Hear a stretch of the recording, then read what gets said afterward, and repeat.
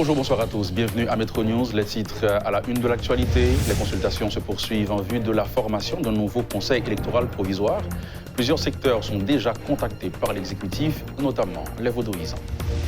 La crise à l'EDH est en passe d'être résolue. Un accord a été trouvé entre les protestataires et le nouveau directeur général Michel Présumé, dont la nomination est contestée par le syndicat des employés de cette institution. Les greffiers grévistes entament leur deuxième semaine de grève ce lundi. Les activités sont totalement paralysées dans les 18 juridictions du pays.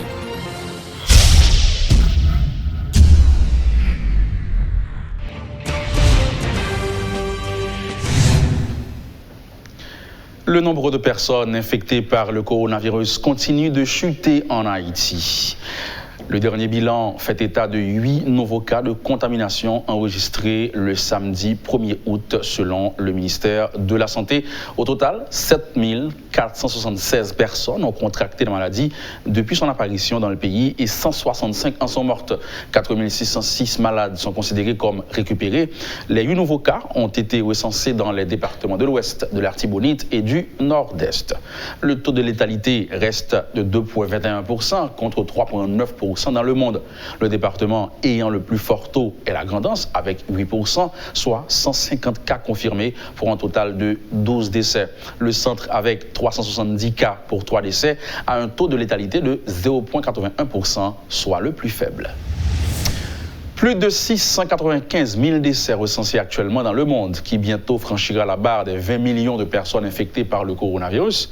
N'ayant d'autre choix que de vivre avec la pandémie, plusieurs pays ont, depuis plusieurs mois, mis fin au confinement afin de permettre une relance de leur économie. Tel est le cas pour la République dominicaine, bien sûr, le Canada, le Brésil et la France, pour ne citer que cela. Que laissera donc la Covid-19 pour ces pays à l'avenir? Vous allez suivre les explications de Berman Garçon, qui est journaliste vivant au Brésil, Jean-Michel Kawa, qui est notre correspondant permanent en République dominicaine, nos collaborateurs Rudy Boujman en France et Jean-Numa Goudou au Canada. Il n'y aura pas de reconfinement parce que ça a coûté beaucoup trop cher à l'État français.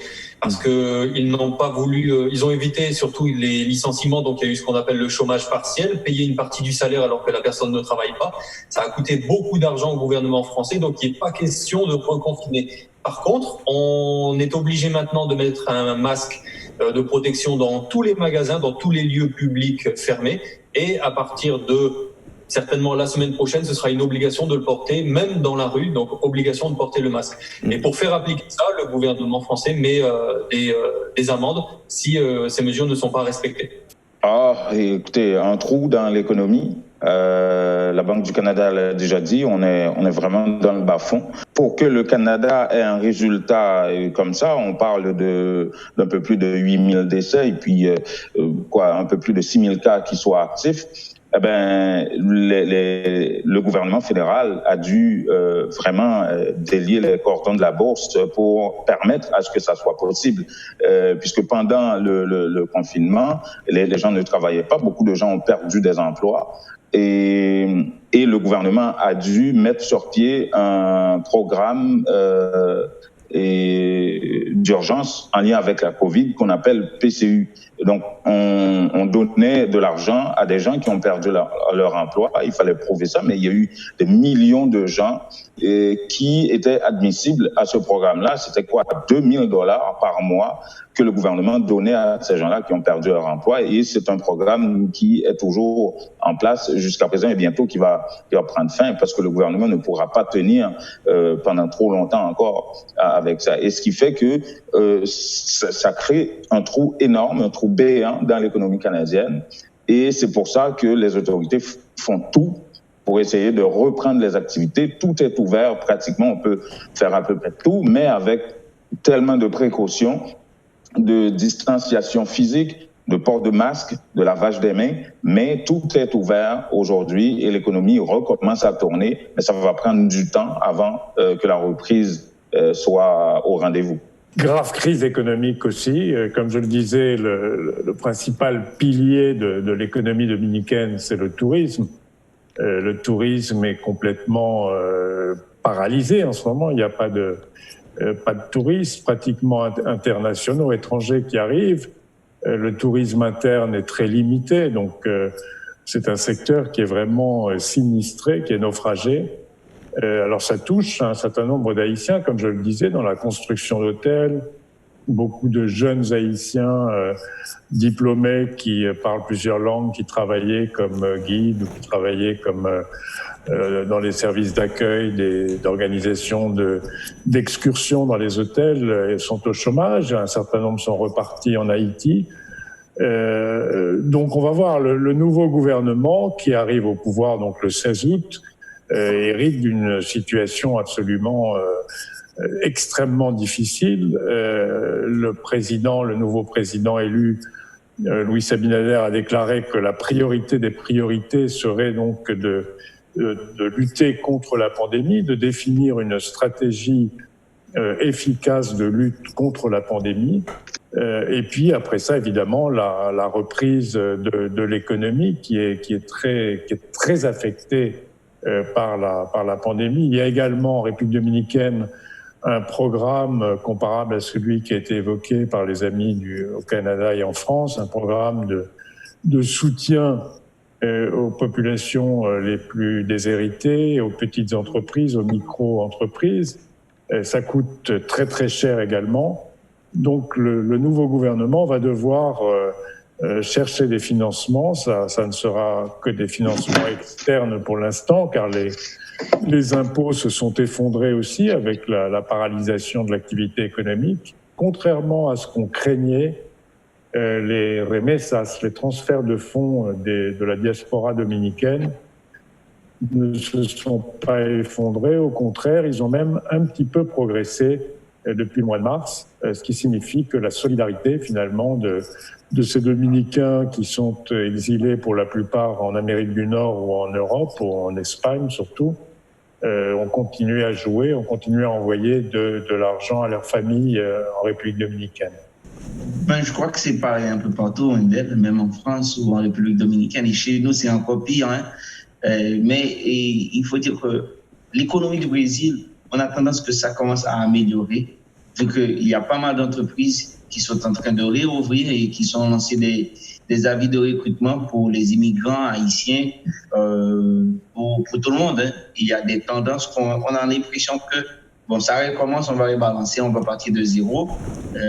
Puis des entreprises, il y a cette histoire aussi, les Haïtiens qui ont inventé des entreprises entreprises individuelles, histoire de devenir, la pandémie a touché, on doit créer quelque chose, on ne peut pas s'attendre que le gouvernement va prendre soin de nous pendant 6 mois, 8 mois. Alors, c'est à nous de créer nos propres business. Ça aussi, c'est bon. Il y a plein de gens qui ont tendance à ouvrir de petites entreprises. Mais ça, il y a des recrutements, on a tendance que ça va grandir, mais ça va prendre du temps. Parce que le Brésil a été touché sévèrement par la pandémie. Pour cela, il faut dire que la pauvreté, les gens vont entrer dans une situation plutôt compliquée. Mais le Brésil a toujours de quoi manger. On a toujours de quoi manger. On n'est pas trop inquiet sur comment on va faire pour demain. La situation, pour le moment, c'est un peu stable. Il n'y a que la pandémie. Mais il faut dire, il n'y a pas que cette Covid-19. Il y a d'autres maladies aussi. Au sein de la communauté haïtienne, il y a aussi des choses qu'on a tendance à oublier, comme des gens cardiovasculaires, comme des gens qui ont besoin de traitements bien spécifiques. Tel est le cas pour la communauté haïtienne. Et récemment, le Brésil l'État de Sao Paulo, à Campinas, là où je suis, ils sont plutôt inquiets. Il y a les élections qui arrivent bientôt en octobre. Et là, la communauté haïtienne est en train d'arriver avec des maladies sexuellement transmissibles. Ça aussi, c'est paniquant. L'environnement actuel en Haïti n'est pas favorable à un marché d'échange stable, selon Kessner Farrell. L'arrêté de dédollarisation n'a fait qu'augmenter la spéculation et la situation politique a mis de la pression sur le marché local d'échange, estime l'économiste. On va suivre cette explication. Ou pas capable dédollariser avec un simple décret. Dédollarisation veut dire qu'il faut capable de produire, il faut capable d'exportation, il faut un environnement des affaires qui est intéressant. Et depuis ça, mouvement spéculatif là, à tous les niveaux, depuis plus haut jusqu'à plus bas, donc il y a une rareté qui vient gagner, donc on vient commencer à protéger le dollar, et accélération pour le fait jusqu'à ce que nous retrouvions dans une situation. Ça nous prend 2 chocs, que ce soit choc année dernière avec le pays là et Covid là tombé sur nous là. Malgré que Banque centrale l'an dernier, notre politique monétaire, il y a des données qui sont extrêmement intéressantes qui montrent que le transfert augmenté trimestre qui se passe là, 3e par rapport à 2e trimestre là, et 3e par rapport à l'année dernière. Mais le marché restera spéculatif tout autant pour un environnement politique aussi volatile, d'ailleurs ce qu'a KEPA, donc ça va créer des pressions sur le marché local d'échange. L'environnement n'est pas favorable pour un marché stable. Moi, personnellement, maintenant des chiffres, moi, qui suis l'économie depuis longtemps, je connais que le petit marion, ça a été aussi important. Et pour nous retourner à décret, parce que décret, c'est qu'on y a que permettre que la Banque centrale capable de contrôler le secteur, ça, jusqu'à récemment, pas de même Banque centrale. Donc, pour nous comprendre ces chaînes que la Banque centrale a essayé de contrôler là pour éviter peut-être une collusion là-dedans, parce que dans notre côté social, il a été dit comme ça que quand il y a des ententes entre des acteurs, parce que lorsque du côté de l'offre, on est capable de faire entente, il peut sortir au détriment de la consommation. Mais aujourd'hui, peut-être tout le monde a défendu le monde qui a poursuivi le transfert. C'est le seul monde qui a poursuivi le transfert qui est là, il même beaucoup qui a avantage la tirer là-dedans, la fait good là. Mais on se rappelle que bon problème de numéraire qui est créé par un problème pays local et Covid là tout, parce que il y a moins d'activités qu'a fait. Et la dernière note de politique monétaire là, c'est là que l'intéressant pour nous capable de mieux comprendre et gagner plus d'informations, Banque centrale catégoriser les transferts. Ça révèle les transferts formels et ça révèle les transferts informels. Il fait comprendre que une équipe qui n'a pas entraîné dans le pays, et dans l'époque côté là, c'est l'époque côté comme ça qu'on entre beaucoup plus facile, c'est une variation saisonnière parce que un pile nègre comme qu'on n'a pas entré dans le nord, on fait champêtre également dans le reste pays, il y a un pile fait champêtre et les apprentissage de la cache dans le donc numéraire ça les mon pas dépenser pour changer il qu'on augmenter offre là et particulièrement le numéraire. Donc tout ça entre dans l'équation pour nous bien comprendre le problème qui n'est pas facile, qui est assez complexe et il est bon que décret à permettre que Banque centrale mieux analyser toute chaîne de valeur là pour voir chaque maillon qui poids et maintenant découvrir un maillon qui est beaucoup plus fort que peut-être Banque centrale qui est sous-estimé également. Si sous-agents yo même blé, si nous bien comprendre, yo gen l'état même avec banque commerciale yo fait des transactions de change dans l'activité ça, eh bien faut diminuer commission là ça ou bien éliminer commission parce que bénéficiaire là lui même si pour que lui pas jouer une gros bagarre là après ou voulez faire transaction de change là ou voulez bailler commission. Donc le grand perdeur ce sera le bénéficiaire. Faut le protéger le consommateur. Après un mois de grève, les employés de l'EDH ont repris leur activité au bureau central de l'institution ce lundi, en dépit de la présence policière. Une reprise décidée suite à une entente trouvée avec l'actuel directeur général de l'EDH, Michel Présumé, dont la nomination était jusque-là contestée par les syndicats de la compagnie. Malgré ce retour progressif à la normale, la situation reste toujours compliquée à l'EDH, a constaté une équipe de métropole. Suivez ce reportage de Jean-Jules Auguste et de Guitry Choisy. EDH Libération, c'est ce syndicat regroupant certains employés de l'institution qui est à l'origine de cette reprise. Composé d'anciens adversaires du FESTRED, cette structure s'affiche en faveur d'un retour au calme. Dans toute crise, il faut à un moment ou à un autre laisser la porte ouverte à la négociation, affirment plusieurs d'entre eux rencontrés sur la cour du bureau central de l'électricité d'Haïti. Nous venons travailler avec une alternative bien déterminée. Aujourd'hui, nous vivons nos moments, nous avons besoin de toucher et à partir de aujourd'hui, nous avons tout travail, tout service en fonctionnel pour nous venir travailler. Nous, c'est des techniciens et citoyens en part entière qui ont le devoir pour nous défendre l'intérêt de la population, intérêt entreprise et intérêt ouvrier. C'est évident, bien que la crise qui persiste au niveau du bureau central de l'EDH ait des répercussions dans l'ensemble de la région métropolitaine de Port-au-Prince et des villes de province, le courant est de retour, témoignent les habitants de certaines zones de la capitale. Ceci est dû à la création d'une cellule de crise qui fait tourner la machine. Et si il y a un agenda que le directeur nommé a gagné, nous dit quel FESTRED, que EDH Libération, faut que chita ensemble. Pour nous regarder qui ça qui gagne en dedans feuille de route qui nomme directeur général là. À travers feuille de route là, nous avons réuni ensemble, nous créer ça un pacte de gouvernabilité. En dedans pacte de gouvernabilité pour nous suivre point par point action directeur général là. Si certains employés montent au créneau pour dénoncer les fraudes et les malversations qui ont marqué l'administration de l'EDH sous le précédent directeur général, d'autres se montrent plus prudents. Travaillant au sein de l'institution d'électricité depuis plus de 30 ans, ils n'aspirent qu'à une seule chose, sentir souffler un vent nouveau sur cette entreprise d'État actuellement au fond du seau malgré tous les efforts. tout est chemin, garde quoi pour la quoi casé là, nous disposons de notre travail, ouvrir-nous, la pluie solaire nous là. Malgré la présence des policiers dans la cour et à proximité du bureau central de l'électricité d'Haïti, les employés étaient libres d'aller et venir dans l'enceinte de l'institution et de vaquer à leurs occupations. L'exécutif est clair, il ne reviendra pas sur la nomination de Michel Présumé à la tête de l'EDH. Le temps de la contestation semble passer et les abonnés attendent désormais de voir la lumière avant l'arrivée du bordereau qui leur sera quand même acheminé après des semaines de blackout. À une semaine de la reprise des activités scolaires, des responsables d'institutions, notamment ceux des écoles congréganistes indépendantes, entre autres, se disent prêts pour accueillir les écoliers le 10 août prochain. Toutefois, certains émettent des réserves sur le port du masque et la désinfection des espaces. D'autres expriment leurs préoccupations par rapport à la situation sociopolitique. Et finalement, il y a ceux qui estiment que l'école ne peut plus fonctionner dans les mêmes conditions. Le ministère de l'Éducation nationale a fait le premier pas. Les directeurs l'ont emboîté. Maintenant, c'est aux acteurs politiques de favoriser un climat propice à la réouverture des classes. Suivez ce reportage de Rudolph Pierre-Louis et Lucie Diolassin. Si les cours à distance ont donné de bons résultats dans certaines écoles, dans d'autres, c'est loin d'être le cas. Au collège Katz-Pressoir, ces plateformes numériques ont permis de boucler l'année scolaire selon le directeur Guy Etienne, qui précise que la rentrée se fera le 7 septembre prochain.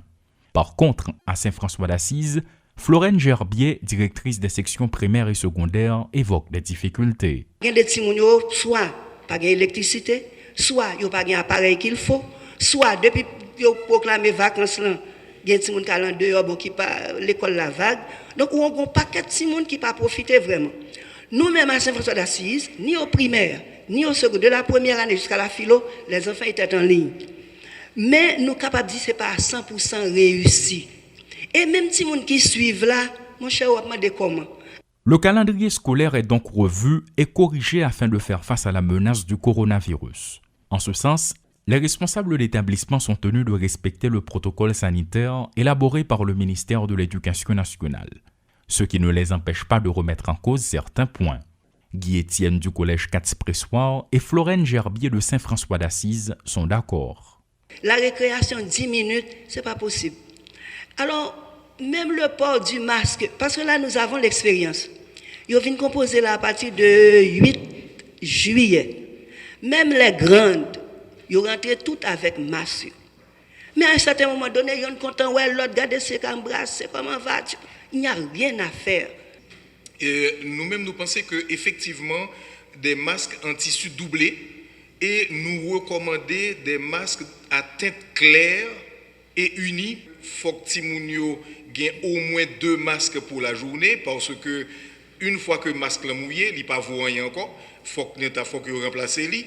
Mais l'autre point qui est extrêmement important, c'est le lavage des mains. Les efforts du MENFP pour jouer son rôle de régulateur sont louables, estime Robert Lemaine, membre du conseil de direction du Centre d'études secondaires.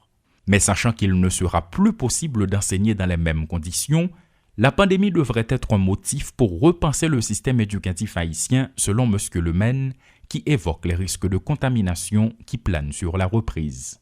Et nous voyons qu'il était très difficile, pour qu'un masque, parce que à chaque fois, il y a retiré. 2, football commencer à jouer sur la cour. Et puis 3, c'est toujours des gros câlins, bagailles, parce que content de rencontrer l'autre. Parce que c'est vrai qu'on dit que Timounio pas prend virus facilement, mais ils peuvent être des vecteurs. La relance des activités scolaires s'articule autour des 2 protocoles du MENFP, ce que les responsables d'institutions interrogées ne contestent pas. Mais un autre aspect est déjà une source de grande préoccupation, les troubles sociopolitiques. À ce sujet, les enseignants lancent un appel à la raison. Quelles sont les conditions à mettre en place pour faire l'école encore recommencer en toute sécurité? Donc, moi, je crois que parents capables de rassurer, ils sont capables de voyer Timonio l'école, nous fait ça nous capables pour nous recevoir en toute sécurité. Je ne peux pas aimer que vous ayez aucun trouble politique encore qui dit pour l'école campée. Parce que là, vraiment, nous ne sommes pas cohérents avec ça n'a dit. C'est à peu près un mois que nous avons là, mais quoi, tout le monde, à tous les niveaux, toute partie politique, l'école nous là, mes amis, bâtiment chance. La disponibilité de l'eau dans les institutions pour le lavage des mains, que ce soit public ou privé, un climat de paix pouvant faciliter le bon déroulement de la reprise des activités scolaires. 2 points qui préoccupent au plus haut point les différents intervenants qui disent espérer que les perturbations sociopolitiques ne se mêlent pas de la partie le 10 août prochain. Et les situés Lassin et Rodolphe Pierre-Louis pour Télémétropole.